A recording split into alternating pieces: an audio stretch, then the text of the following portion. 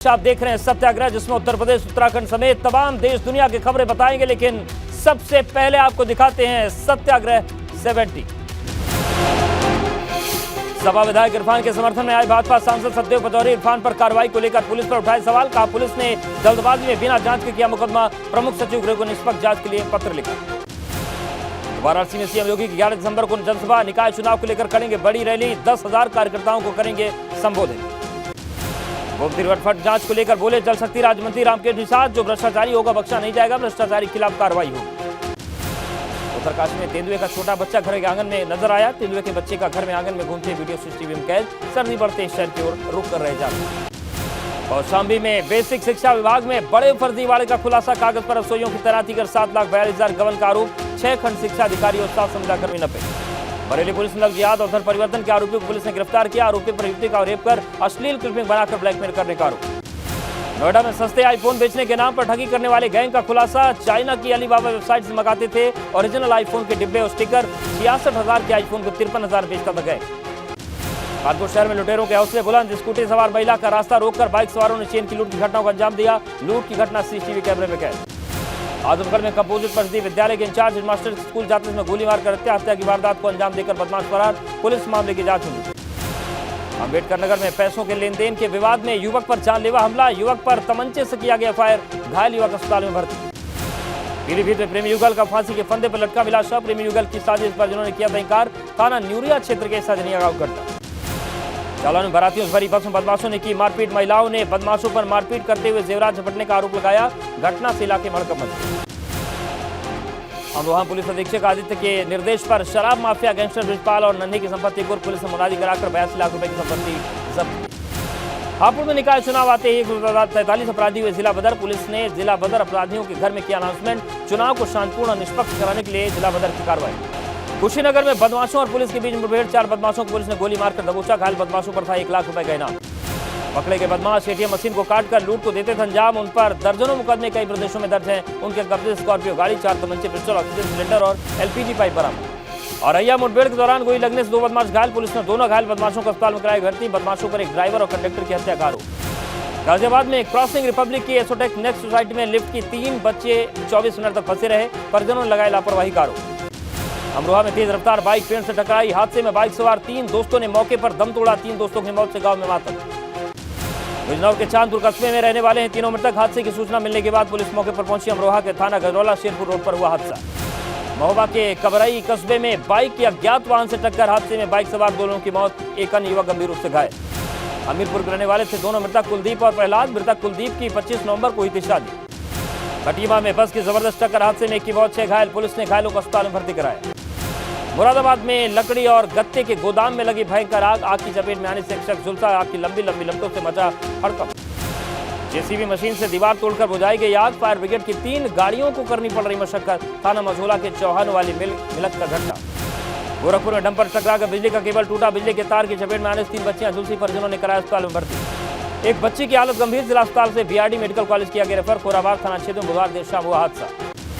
धर्मांतरण पर सख्ती को लेकर स्वामी वासुदेवानंद सरस्वती महाराज ने धामी सरकार की सराहना की। महिलाओं को 30% राज्य की सेवाओं में आरक्षण दिए जाने की विधेयक पास करने पर हल्द्वानी में भाजपा कार्यालय में बांटी की मिठाई। भाजपा महिला मोर्चा के पदाधिकारियों ने खुशी जाहिर। अल्मोड़ा में यूथ कांग्रेस ने लोक निर्माण विभाग के अधिशासी अभियंता के कार्यालय का घेराव कर सौंपा ज्ञापन। राजधारा सड़क की मरम्मत करने की मांग। अल्मोड़ा में जिलाधिकारी वंदना के नेतृत्व में प्रशासन की टीम ने विकास योजनाओं का किया निरीक्षण। जिलाधिकारी ने जनसुनवाई कर लोगों की समस्याओं को सुना। हल्द्वानी में खेल महाकुंभ 2022 का आगाज। खेल महाकुंभ में 10 दिन तक चलेगी अलग अलग प्रतियोगिताएं। स्थानीय खेलों को मिलेगा बढ़ावा। काशीपुर में किसानों ने की भूख हड़ताल की घोषणा। 12 से ज्यादा किसानों को मिला जमीन खाली करने का नोटिस। किसानों की मालिकाना हक की मांग। देहरादून के डीएवी कॉलेज में छात्रों का प्रदर्शन। शिक्षक पर नाबालिग के साथ दुष्कर्म करने के आरोप को लेकर प्रदर्शन। आरोपी शिक्षक को बताया एबीवीपी का सदस्य। उत्तराखंड हाईकोर्ट के केस ट्रांसफर के फैसले का हरिद्वार बार एसोसिएशन ने किया विरोध। कहा कोर्ट के आदेश को लेकर हमारा एक प्रतिनिधिमंडल जल्द मुख्य न्यायाधीश से करेगा मुलाकात।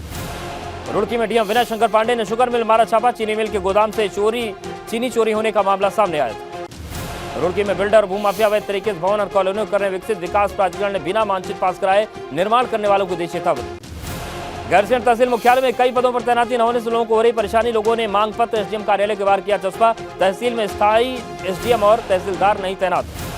उत्तराखंड के मदरसों में भी एनसीसी, एनएसएस और स्काउट गाइड का कोर्स होगा लागू। सरकार की ओर से स्काउट गाइड कोर्स कराने की तैयारी। उत्तराखंड में कम छात्र संख्या वाले स्कूलों को बंद करने की तैयारी। पहाड़ी क्षेत्रों में 5 छात्र वाले स्कूल बंद होंगे। मैदानी क्षेत्रों में 10 से कम छात्र वाले स्कूल बंद किए जाएंगे। पौड़ी में जर्जर पुल से कॉलेज जाने वाले छात्रों को हो रही परेशानी, डरकर पैदल पुकार करते हैं छात्र। एक बुजुर्ग की पुल से गिरकर मौत हो चुकी है। हरिद्वार में शुगर मिल गन्ना किसानों का सही तरीके से नहीं कर रही भुगतान। मामले को लेकर डीएम के आदेश पर शुगर मिल की जांच शुरू। 4 से 5 दिन में जांच पूरी होने के बाद की जाएगी कार्रवाई। जोशीमठ में नदी नाले जमने से कगार पर, झरने से बहने वाले पानी की बूंदें पाले के रूप में जमी। पानी जमने से लोगों को होती है परेशानी। जोशीमठ में भारत चीन सीमा पर मलारी के पास ब्लू शिप के झुंड की एक्सक्लूसिव तस्वीरें सामने आई। हिमालय में धीरे धीरे ब्लू शिप की संख्या में इजाफा हो रहा है। 2 फरवरी से 8 फरवरी तक औली में राष्ट्रीय स्कीइंग प्रतियोगिता की तैयारियां तेज। गढ़वाल मंडल विकास निगम ने प्रशासन से लेकर सभी विभागों की बैठक की। टिहरी में आदमखोर गुलदार के मारने को लेकर शिकारी दल हुआ तैनात। गुलदार की दहशत से घर में कैद होने को मजबूर लोग। एक बच्चे को अपना निवाला बना चुका है गुलदार। नैनीताल में पुलिस ने नाबालिग बाइक राइडर के खिलाफ चलाया अभियान। बच्चों के अभिभावकों को दी चेतावनी। नाबालिग बच्चों को बाइक और स्कूटी न देने की अपील की। सिद्धार्थनगर में अपना दल की विधायक विनय वर्मा और उनकी प्रेस कॉन्फ्रेंस। विधायक की पत्नी का वोटर लिस्ट कटा नाम। विधायक और प्रशासन के बीच चल रही खींचतान। गोड्डा के नंदिनी के स्पोर्ट्स स्टेडियम में सांसद खेल प्रतिस्पर्धा का आगाज। नवाबगंज और वजीरगंज के खिलाड़ियों ने लिया हिस्सा। लखनऊ लोक भवन में हुआ कैंटीन का उद्घाटन। मुख्य सचिव दुर्गा शंकर मिश्रा ने किया उद्घाटन। लोक भवन में कैंटीन का संचालन करेगा IRCTC। लखीमपुर खीरी में बाघ को डॉक्टर्स की टीम के स्वास्थ्य परीक्षण करने के बाद दुधवा नेशनल पार्क में जंगल में छोड़ा। 2 महीने से आतंक का पर्याय बने बाघ को 2 दिन पहले वन विभाग की टीम ने पकड़ा था। भदोही में ऑपरेशन क्लीन के तहत पूर्व बाहुबली विधायक विजय मिश्रा का एक और मकान कुर्क करने का आदेश। लखनऊ में 11 करोड़ 55 लाख रुपए कीमत की कोठी कुर्क करने का आदेश।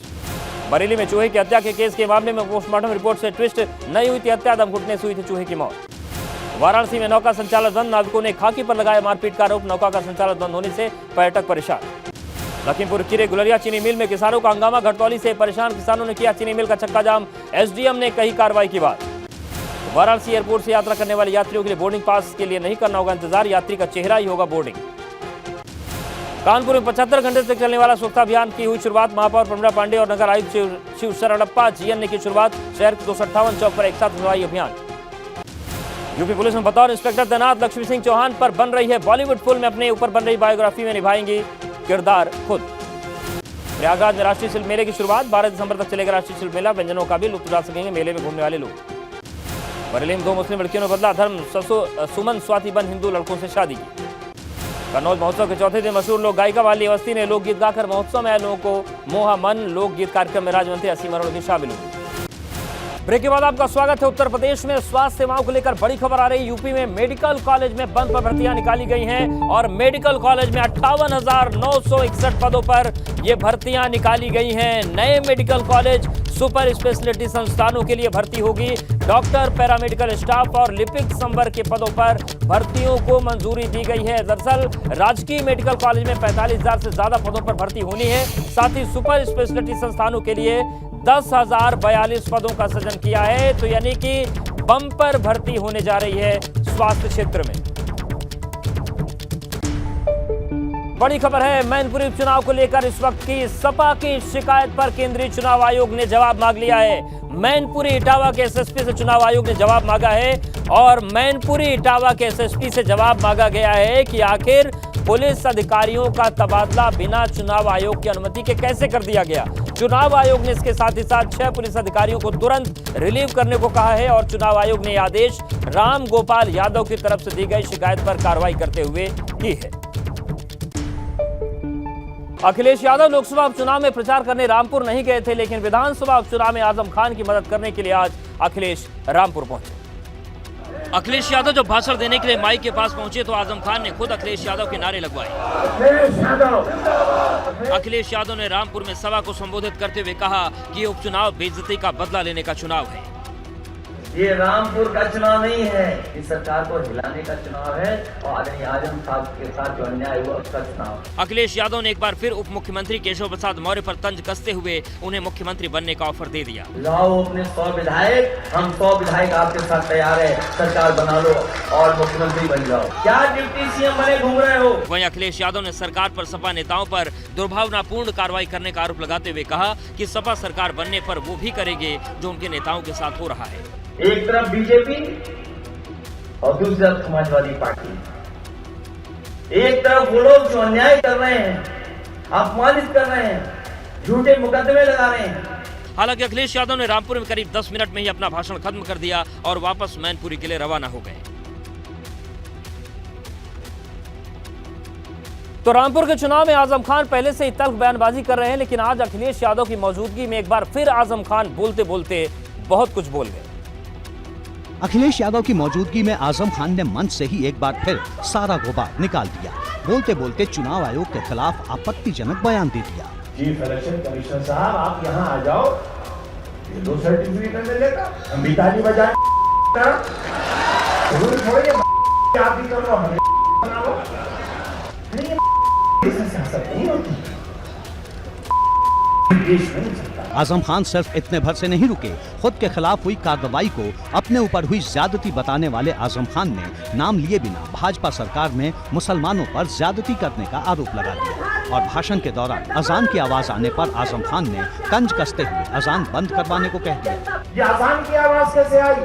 लगता है इसमें साहब का आदेश चला नहीं, कौन सा खाना है ये? अरे इंचार्ज साहब, तबादला हो जाएगा, आवाज आ रही है, उतारवाओ इस स्पीकर को। आजम ने एक बार फिर अपने ऊपर मुकदमे दर्ज करवाने वालों को कोसते हुए कहा कि कभी मुलायम सिंह यादव के आने पर जो रामपुर जोश से भर जाता था, उसी रामपुर में अब पुलिस का पहरा है। रामपुर उपचुनाव में प्रचार का आखिरी 2 दिन बाकी है और अब आजम खान को जवाब देने के लिए भाजपा ने आजम के धुर विरोधी और पूर्व सांसद जयाप्रदा को मैदान में उतार दिया है। जयाप्रदा ने रामपुर पहुंचते ही भाजपा प्रत्याशी आकाश सक्सेना के लिए प्रचार शुरू कर दिया और सीधे आजम खान पर हमला बोलते हुए कहा कि आजम खान किसी का सम्मान नहीं करते, इसलिए कानून से उन्हें सजा मिली है। महिलाओं को उन्होंने कभी भी सम्मान नहीं दिया। तो ऑफिसर्स हैं, उनके बारे में आप ऐसे गलत टिप्पणी करते हैं, क्या आपको छोड़ेंगे कोई? जया रामपुर लोकसभा सीट से ही 2 बार सपा की सांसद रह चुकी हैं और 2019 लोकसभा चुनाव में उन्होंने भाजपा के टिकट पर आजम खान को चुनौती दी थी और आजम खान ने प्रचार के दौरान जयाप्रदा पर अभद्र टिप्पणी की थी। जयाप्रदा ने कहा, जो भी हो रहा है वो आजम खान के कर्मों का ही हिसाब है। उन्होंने अपने किए हुए कर्मों के हिसाब से ही ये सजा मिली है। जयाप्रदा ने कहा कि जब वो सांसद थी तब भी आजम खान उन्हें रामपुर नहीं आने देते थे, लेकिन अब आजम खान वो आजम खान नहीं रहे। वो मुझे रहने नहीं देते थे, तो मैं मुरादाबाद जाके वहाँ पे रात में आराम करके सुबह में यहाँ पे काम करने आती थी। जयाप्रदा ने कहा कि जिस तरह रामपुर लोकसभा उपचुनाव में भाजपा की जीत हुई, उसी तरह अब विधानसभा चुनाव में भी रामपुर विधानसभा सीट पर कमल खिलेगा। रामपुर में भाजपा का समर्थन करने के बाद कांग्रेस के नवाब काजिम अली खान पर कार्रवाई करते उन्हें पार्टी से बाहर कर दिया गया है। नवाब काजिम अली खान ने कांग्रेस में रहते हुए रामपुर विधानसभा चुनाव के लिए भाजपा प्रत्याशी आकाश सक्सेना के समर्थन का ऐलान किया है, क्योंकि कांग्रेस उपचुनाव नहीं लड़ रही है। लेकिन नवाब काजिम के इस कदम को अनुशासनहीनता मानते हुए कांग्रेस ने उन्हें 6 साल के लिए पार्टी से निष्कासित कर दिया। हमारा कोई भी चुनाव लड़ने वाला या कोई भी पदाधिकारी खुलेआम भाजपा के साथ जाकर के खड़ा हो, उनके साथ काम करे, तो ये कांग्रेस कैसे बर्दाश्त करेगी? इस बीच रामपुर में ही नवाब काजिम अली खान की यूपी के कैबिनेट मंत्री जितिन प्रसाद से मुलाकात की तस्वीरें सामने आई हैं, जिसके बाद नवाब काजिम अली के भाजपा में शामिल होने की चर्चा तेज हो गई है। ये छोटी मोटी कार्रवाइयाँ मेरे मकसद में कभी रुकावट नहीं बन सकती हैं। आज भी मेरा जो फैसला है वो अटल है। पूरी तरह से आकाश सक्सेना का मैं समर्थन अब भी कर रहा हूँ। नवाब काजिम अली खान पूर्व सांसद बेगम नूर बानो के बेटे हैं और सालों से नवाब खानदान के साथ आजम खान की अदावत जारी है। उत्तर प्रदेश में हो रहे उपचुनाव में सरकारी तंत्र पर भेदभाव और तरफदारी करने के सपा के इल्जाम के बाद सुरक्षा चाक चौबंद कर दी गई। प्रशासन की तरफ से रामपुर की सुरक्षा में भारी इजाफा कर दिया गया है। पुलिस टीम के अलावा रामपुर में पीएसी, होमगार्ड के जवानों के साथ साथ चप्पे चप्पे पर बीएसएफ के जवानों को तैनात कर दिया गया है। रामपुर उपचुनाव में जहां नेता जो है चुनाव प्रचार में जुटे हुए हैं, तो वहीं चुनाव आयोग ने रामपुर में निष्पक्ष चुनाव कराने के लिए बीएसएफ के जवानों को उतार दिया है। आजम खान ने मांग की थी कि रामपुर में चुनाव निष्पक्ष कराने के लिए सेना को भेजा जाए और आप देख सकते हैं कि जो बीएसएफ के जवान हैं वो रामपुर में चप्पे चप्पे पर इसी तरह से नजर रखे हुए हैं। दरअसल समाजवादी पार्टी की तरफ से लगातार आरोप लगाए जा रहे हैं कि मैनपुरी लोकसभा, रामपुर और खतौली विधानसभा सीटों पर निष्पक्ष चुनाव नहीं कराए जाएंगे। रामपुर में पुलिस प्रशासन का काम मतदान कराना नहीं है, लोगों को मतदान से रोकना। सपा नेता आजम खान भी कुछ ऐसा ही आरोप लगा चुके हैं। उन्होंने पुलिस प्रशासन पर उत्पीड़न का आरोप लगाते हुए कहा कि उनके कई समर्थकों के घरों में दरवाजे तक तोड़ दिए गए। तो बुधवार को सपा के राष्ट्रीय महासचिव रामगोपाल यादव ने नई दिल्ली में निर्वाचन आयोग के मुख्यालय में जाकर चुनाव आयोग को ज्ञापन भी दिया था। भाजपा के बड़े नेता सपा के गढ़ मैनपुरी में लगातार कैंप कर रहे हैं और भाजपा उम्मीदवार को जिताने की अपील कर रहे हैं। भारतीय जनता पार्टी के उत्तर प्रदेश यूनिट के अध्यक्ष भूपेंद्र चौधरी ने सपा के परिवारवाद के खिलाफ जमकर हल्ला बोला है। कुछ समाजवादी परिवार से वंशवाद की तरफ बढ़ रही है। माननीय मुलायम सिंह जी से लेके आज अखिलेश यादव जी तक पहुंची। लोकसभा के चुनाव भी वो लड़ेंगे, विधानसभा के चुनाव भी लड़ेंगे।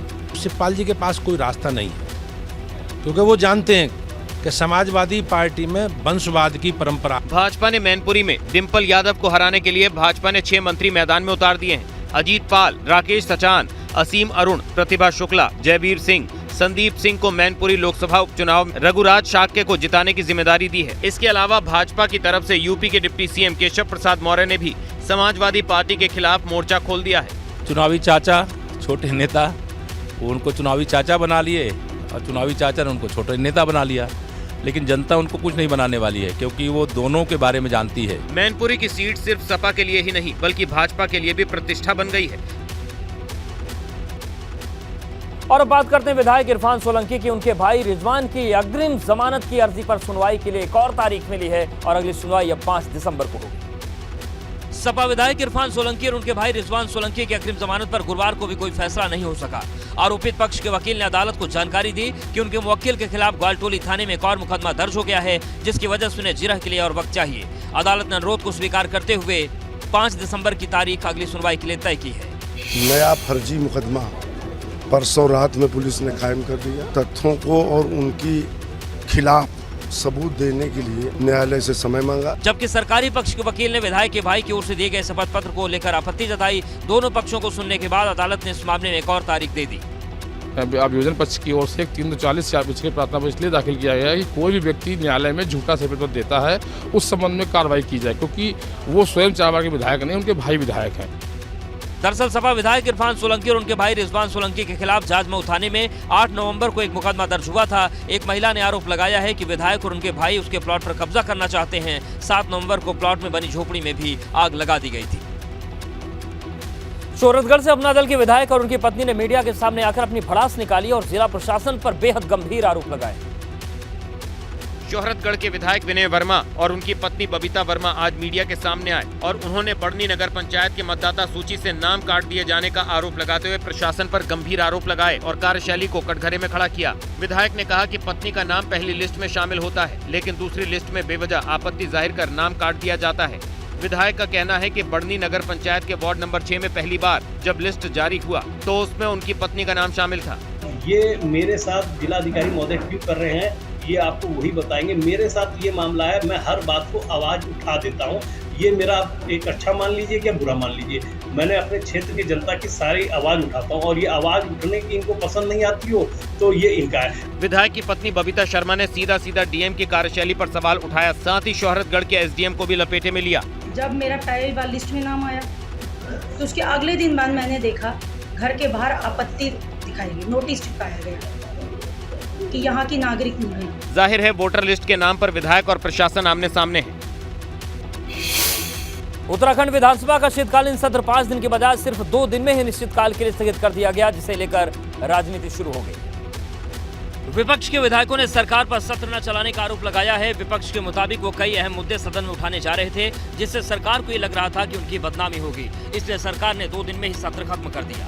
अगर सरकार ये सुनने को ही तैयार नहीं है और सत्र खत्म कर दे रही है, 5 दिन का सत्र कहकर 2 दिन में, तो सरकार कहीं न कहीं डर रही है। और कांग्रेस से नहीं भाजपा ने भी विधानसभा का सत्र जल्दी खत्म हो जाना रास नहीं आ रहा है। यहाँ पर आके थोड़ा विधानसभा में हमारी जो मांगों को नहीं पूरा किया जाता, उसके लिए हम अपनी समस्याओं को यहाँ विधानसभा में रखते हैं। उत्तराखंड में विधानसभा अध्यक्ष रितु खंडूड़ी के बयान पर राजनीति तेज हो गई है, जिसमें उन्होंने कहा कि सरकार के पास जितना बिजनेस है उसी के आधार पर सत्र चलाया जाता है। मेरे पास कोई भी बिजनेस नहीं होगा तो मेरे लिए सत्र चलाना बेमाने है। जस्ट टू सैटिस्फाई कोई पॉलिटिकल किसी का एजेंडा हो सकता है, केवल उसके लिए मैं सत्र चलाऊं और 3 या 6 या 10 दिन चलाऊं, ये टैक्स पेयर के साथ खिलवाड़ होगा। वहीं हरिद्वार के इकबालपुर चीनी मिल में चीनी चोरी होने का मामला सामने आया है। मामला सामने आने के बाद हड़कंप मच गया है। उत्तराखंड में चीनी चोरी की शिकायत के बाद अब राज्य सरकार ने सख्त कदम उठाए हैं।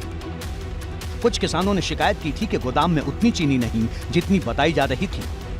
गड़बड़ी की जांच के लिए प्रशासन फिर से चीनी की बोरियों की काउंटिंग कर रहा है। किसानों की तरफ से भी इस बात की कंप्लेंट्स हुई, फिर गवर्नमेंट ने इसका संज्ञान लेते हुए आदेश किया कि इनकी जो भी गोडाउन से यहाँ बंद हैं उसकी एक बार रिकाउंटिंग करा लेना उचित होगा। उसी क्रम में यह कार्रवाई चल रही है। शुगर मिल के गोदाम में चीनी की चोरी के मामले को सरकार ने गंभीरता से लिया है। गन्ना मंत्री सौरभ बहुगुणा ने जांच के आदेश दिए हैं। जांच के बाद यह आंकड़ा और बढ़ सकता है, लेकिन सवाल है कि जब गोदाम बंद था तो चीनी चुराई किसने। जोशीमठ में कड़ाके की ठंड पड़ रही। हालत यह है कि झरने का पानी भी बर्फ में बदल चुका है।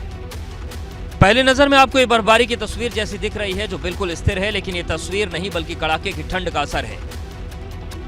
जोशीमठ के आसपास के क्षेत्रों में इन दिनों हाड़ कपा देने वाली ठंड पड़ रही है, जिसकी वजह से जगह जगह पानी बर्फ बन चुका है। स्थिति यह है कि पहाड़ और पेड़ों को बर्फ ने अपनी चपेट में ले लिया है।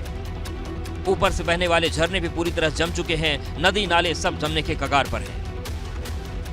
बद्रीनाथ धाम के पास बहने वाली ऋषि गंगा भी कड़ाके की ठंड के बीच जमती जा रही है। यहाँ झरने से बहने वाले पानी की बूंदें पाले के रूप में जम चुकी हैं।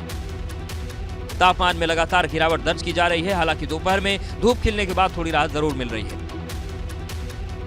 लेकिन सुबह और शाम बद्रीनाथ धाम में हाड़ कपाने वाली ठंड है। शीतकाल में बद्री विशाल के कपाट बंद हो गए हैं। बद्रीनाथ धाम में इन दिनों उत्तराखंड पुलिस के जवान बीकेटीसी के कर्मचारियों के साथ मास्टर प्लान पर काम जारी है, लेकिन बढ़ती ठंड ने परेशानी खड़ी कर दी है। बद्रीनाथ धाम ही नहीं बल्कि नीति घाटी में भी इन दिनों कड़ाके की सर्दी है। मौसम विभाग की माने तो आने वाले दिनों में पहाड़ पर और ठंड बढ़ने की संभावना है। गुजरात के सियासी मैदान में आज फिर सीएम योगी ने हुंकार भरी और 4 जनसभाओं को संबोधित किया।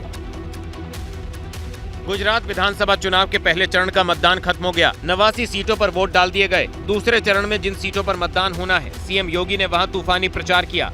सीएम योगी ने पाटन, बनासकांठा, अहमदाबाद, वडोदरा में बीजेपी के लिए हुंकार भरी और कांग्रेस पर लोगों की आस्था के साथ खिलवाड़ करने का बड़ा आरोप मंडा। सुरक्षा के साथ कोई खिलवाड़ नहीं और आस्था के साथ भी किसी को खिलवाड़ करने की छूट नहीं। हर व्यक्ति जानता था समाजवादी पार्टी की सरकार अराजकता की सरकार थी, सत्ता प्रायोजित अपराध थे। जब योगी विरोधियों पर बरस रहे थे, उसी वक्त पहले चरण की सीटों पर जनता अपने इरादों पर मुहर लगा रही थी। लिहाजा वोट की अपील करने के साथ ही सीएम योगी ने एक बार फिर गुजरात में कमल खिलने का दावा किया।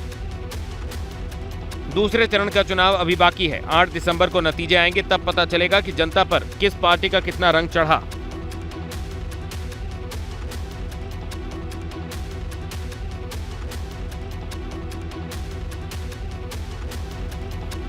गुजरात विधानसभा चुनाव के पहले चरण की वोटिंग खत्म हो गई है। गुजरात के सौराष्ट्र, कच्छ और दक्षिणी क्षेत्रों के 19 जिलों के 89 सीट के लिए मतदान शाम 5 बजे खत्म हो गया। मतदान को लेकर कुछ सीटों पर मतदाताओं में खासा उत्साह देखने को मिला, तो कुछ सीटों पर सुस्त मतदान हुआ, जहां कई दिग्गज नेताओं ने वोट डाला है। चुनाव आयोग के आंकड़ों पर गौर करें तो गुजरात विधानसभा चुनाव के पहले चरण में शाम 5 बजे तक रिकॉर्ड 56.88% मतदान हुआ। तापी में सबसे ज्यादा 72.32% वोटिंग हुई, तो सबसे कम भावनगर में 51.34% हुआ मतदान। राज्य के 19 जिलों में आने वाली इन सीटों पर 788 उम्मीदवारों की किस्मत आज ईवीएम में कैद हो गई है। कुछ छिटपुट घटनाओं और इलेक्ट्रॉनिक वोटिंग मशीन में गड़बड़ी की कुछ शिकायतों को छोड़कर सुबह 8 बजे से शुरू हुई मतदान प्रक्रिया कमोबेश शांतिपूर्ण रही। राजकोट जिले में चुनाव अधिकारी ने धोराजी शहर के एक बूथ से एक नकली पीठासीन अधिकारी को पकड़ा, जहां एक महिला पीठासीन अधिकारी के बजाय उनके पति ड्यूटी पर आए थे।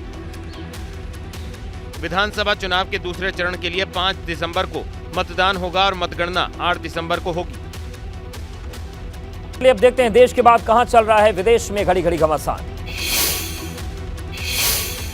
उत्तराखंड के औली में चीन बॉर्डर के पास हो रहा भारत और अमेरिका का संयुक्त युद्धाभ्यास चीन को अखर रहा है।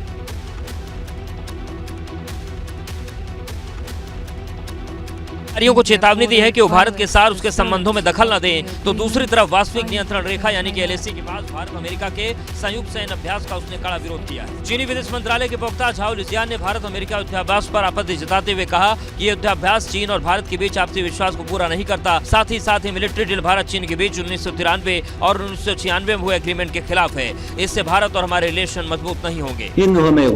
The joint military exercise between India and the US close to the LAC at the China-India border violates the spirit of the agreements signed between China and India in 1993 and 1996. इसके साथ ही अमेरिकी रक्षा विभाग के मुख्यालय पेंटागन की report में कहा गया है कि चीन पूरी तरह से इस कोशिश में लगा हुआ है कि भारत और अमेरिका और करीब न जाएं। भारत और अमेरिका के बीच हो रहे मिलिट्री डील 15 नवंबर से शुरू हुई, जो 2 दिसंबर तक चलेगी। अहम बात यह है कि औली में हो रही एक्सरसाइज LAC से महज 100 किलोमीटर दूर है, जहां भारत दुनिया का सबसे advance transport helicopter MI-17 V5 और उन्नत ड्रोन के साथ ड्रिल कर रहा है। चीन में जीरो कोविड पॉलिसी के खिलाफ देश भर में गुस्सा है, तो चीन के सरकार की हर तरफ भत पिट रही है। एक तरफ दुनिया भर में चीन के खिलाफ गुस्सा है, तो दूसरी तरफ चीन के विदेश मंत्रालय के प्रवक्ता झाओ लिजियान का एक वीडियो तेजी से वायरल हो रहा है। इसमें झाओ लिजियान से देश की जीरो कोविड नीति पर सवाल पूछा गया, तो लिजियान इसका कोई जवाब नहीं दे पाए और करीब 20 सेकंड तक उन्होंने चुप्पी साध ली।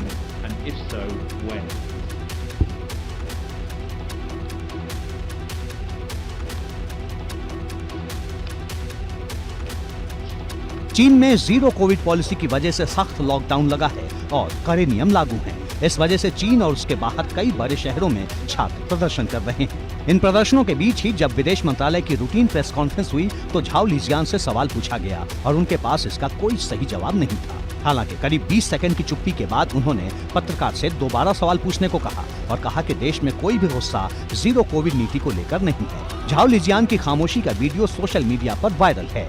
सख्त जीरो कोविड नीति के खिलाफ बड़े स्तर पर प्रदर्शन के बीच चीन ने आश्वासन दिया है कि नियमों में ढील दी जाएगी। अमेरिका के हवाई द्वीप पर दुनिया का सबसे बड़ा सक्रिय ज्वालामुखी मौना लोवा के फटने के बाद अब लावा उगल रहा है। अमेरिका के हवाई में दुनिया का सबसे बड़ा ज्वालामुखी फिर सक्रिय हो गया। करीब 38 साल बाद फिर मौना लोवा ज्वालामुखी फटना शुरू हुआ है। ज्वालामुखी के शिखर पर हाल के भूकंप के झटकों ने इसकी चिंता बढ़ा दी है। इसके विस्फोट की यही वजह बताई जा रही है। यूएस जियोलॉजिकल सर्वे के अनुसार 28 नवंबर को लावा शिखर तक ही था और इसके आसपास के इलाकों के लिए कोई खतरा नहीं बताया गया, लेकिन विस्फोट के बाद से द्वीप पर लावा प्रवाह की चिंता बढ़ गई। ज्वालामुखी में विस्फोट होने के बाद से हानिकारक गैसों का उत्सर्जन बढ़ गया है, जैसे सल्फर डाइऑक्साइड, जो जीवित प्राणियों के लिए बेहद खतरनाक मानी जाती है। इस ज्वालामुखी में विस्फोट से तुरंत तो किस तरह का कोई खतरा नहीं है, लेकिन अमेरिकी भूगर्भीय विज्ञान सर्वेक्षण ने 2 लाख लोगों की आबादी वाले बिग आइलैंड के निवासियों को चेतावनी दी है कि लावा निकलने की गति तथा स्थान तेजी से बदल सकता है। इसलिए लोगों से अपना घर छोड़कर सुरक्षित स्थान पर जाने की अपील की है। आपको बता दें कि विस्फोट 27 नवंबर को देर रात बिग द्वीप पर ज्वालामुखी के शिखर काल्डेरा में शुरू हुआ था।